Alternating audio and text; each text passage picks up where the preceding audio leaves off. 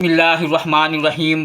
Subscribe کریں ہمارے channel دل سے دین کی باتیں، اچھی پیاری پیاری اسلامک ویڈیو دیکھنے کے لیے۔ پیارے سامعین، آج کل کے ادھکتر نوجوان اپنا باڈی سوڈی بنانے کے لیے جم جاتے ہیں، جم میں محنت کرتے ہیں۔ تو جو نوجوان جم جاتے ہیں ان کے بارے میں مفتی سلمان اظہری کیا بتا رہے ہیں، آئیے سنتے ہیں۔ جم جانے والے نوجوان یہ ویڈیو ضرور دیکھیں۔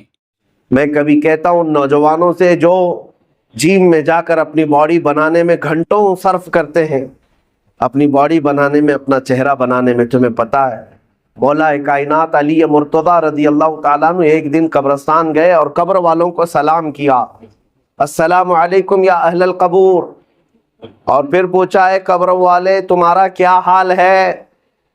آپ کے ساتھ ایک تابعی حضرت سعید ابن مسیب تھے، وہ کہتے ہیں میں حضرت علی سے پوچھ رہا تھا کیا یہ قبروں والے آپ کو جواب دے رہے ہیں؟ حضرت علی کہتے ہیں ہاں وہ قبر والے جواب دے رہے ہیں، میں سن بھی رہا ہوں۔ یہ سب کے بس کی بات تو ہے نہیں۔ اس کے تھوڑی دیر کے بعد حضرت علی رونے لگ گئے، آنکھیں بھیگ گئیں۔ ان کے ساتھ موجود تابعی نے پوچھا کہ کیا جواب دیا قبروں والوں نے؟ مولا کائنات حیدر کرار شیر خدا رضی اللہ تعالیٰ عنہ فرماتے ہیں میں نے ان سے پوچھا تو قبروں والے کہتے ہیں اے علی ہمارا کیا حال پوچھتے ہو؟ جس چہرے کو ہم گھنٹوں سجایا کرتے تھے اس چہرے پر اللہ نے بچھو چھوڑ دیے اور وہ ہمیں ڈنک پہ ڈنک مارتے ہیں۔ جن بالوں کو ہم بار بار سجایا کرتے تھے ان میں خون اور پیپ بھر دیا گیا ہے۔ ہمارے جسم کے اوپر سے چمڑیاں ادھیڑ دی گئی ہے، بالکل صحیح فرمایا، گوشت کی سڑن پیدا کر دی گئی ہے۔ اور وہ قبروں والوں کے حالات حضرت علی سنتے سنتے رونے لگ گئے۔ وقت کے صحابی داماد رسول قبر کے ذکر سے رو پڑتے تھے۔ میرے عزیزو آج ہماری کیا حالت ہے؟ ہماری آنکھیں تک نہیں بھیگتی، ہمارا دل تک موم نہیں ہوتا۔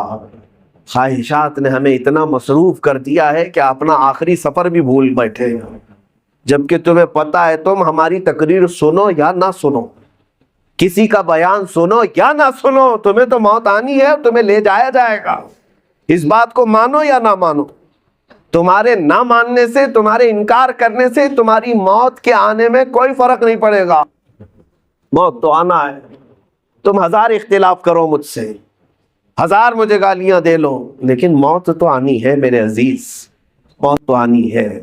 ہم نے بھاری بھرکم جسم بھی اٹھائے، بڑے پیسے والوں کو بھی اٹھایا ہے، لیکن دیکھ کر کے اس بات کا احساس ہوتا ہے کہ پورے کفن میں ایک جیب بھی نہیں رکھی جاتی، اور نہ ہی ہم اپنے عزیز مردے کو دفن کرتے ہیں تو 5 روپے 10 روپے 100 روپے 1000 روپے کی نوٹ تک نہیں رکھتے، اور رکھنا بھی نہیں چاہیے۔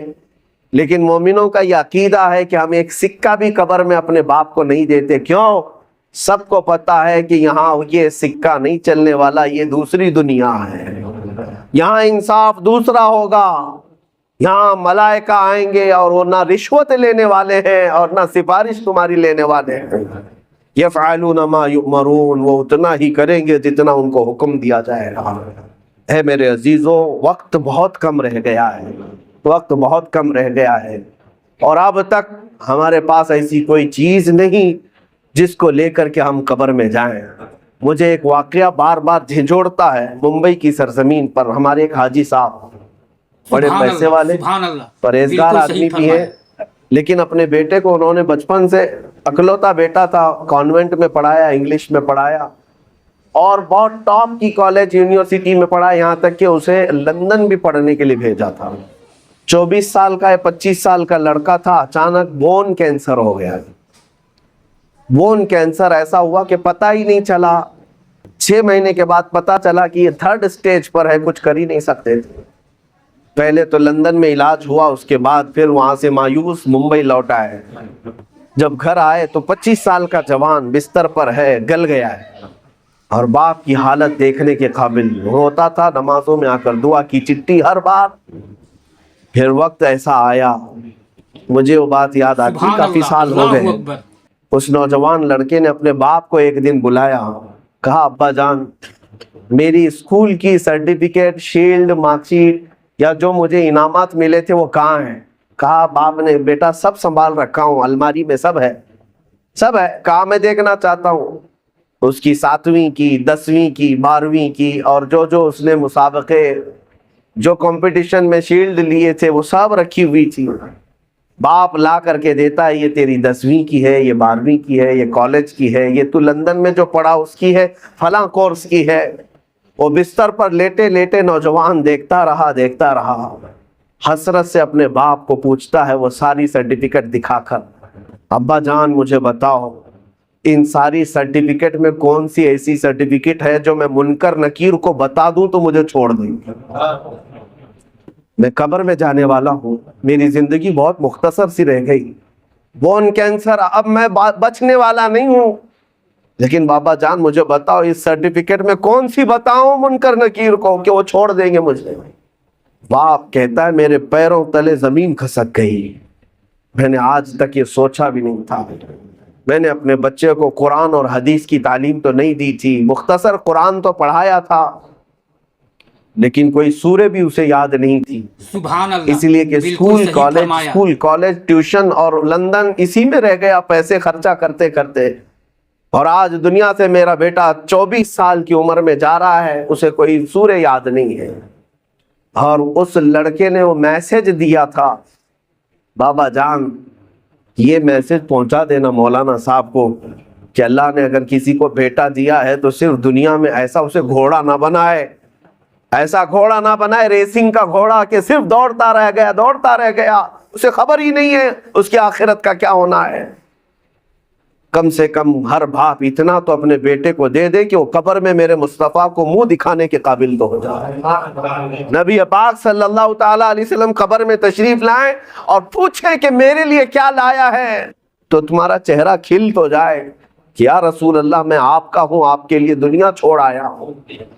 لیکن ہماری اتنی حیثیت نہیں کہ جا کر کے کہہ دیں. اللہ اکبر. آج تو حالات ایسے ہیں کہ کل میں پوچھتا ہوں، قیامت کے دن ہم سے سوال ہوگا، آپ سے سوال ہوگا. اے نوجوانوں، اللہ تبارک و تعالیٰ اگر جوانی کے بارے میں تم سے یہ سوال کرے کہ تیری 25 سالہ زندگی تھی، جب تو 20 سے 25 سال کا تھا، 25 سے 30 سال کا تھا، تیرے پاس طاقت تھی، قوت تھی، تو جوان تھا، اس وقت تو کیا کر رہا تھا؟ رب تبارک و تعالیٰ کے ہاں ہر دن کا سوال ہونے والا ہے. اتنی بات یاد رکھو. حدیث میں ہے میرے آقا صلی اللہ علیہ وسلم فرماتے ہیں اس وقت تک میدان محشر سے کوئی ہٹ نہیں سکتا جب تک اپنی جوانی کا حساب پورا نہیں دے گا. دینا ہوگا. تم سے اگر یہ پوچھا جائے، رب تعالیٰ اگر یہ پوچھ لے جب میرے نبی کی شان میں گندی گالیاں دی جا رہی تھی، اے جوان تو کیا کر رہا تھا؟ کیا تم یہی جواب دو گے کہ رات بھر میں گیم کھیل رہا تھا؟ اے اللہ تیرے نبی کو جب گالیاں دی جا رہی تھی، توہین کی جا رہی تھی، تو میں تو کرکٹ کھیل رہا تھا، فٹ بال کھیل رہا تھا، چین پہ جا رہا تھا، دعوتیں اڑا رہا تھا، برتھ ڈے منا رہا تھا. یہی جواب دو گے؟ ہمارے پاس ہے کیا چیز؟ اے میرے عزیزوں، میرے نبی کی امت ہو آپ، ہونا تو یہ چاہیے کہ حضور کی شان میں توہین سن کر کے ہر کھانا پھیکا لگنے لگ جائے، نیند اور چین اور سکون غارت ہو جائے کہ جب ہمارے مصطفیٰ کریم کی عزت سلامت نہیں ہے تو پھر میری عزت کی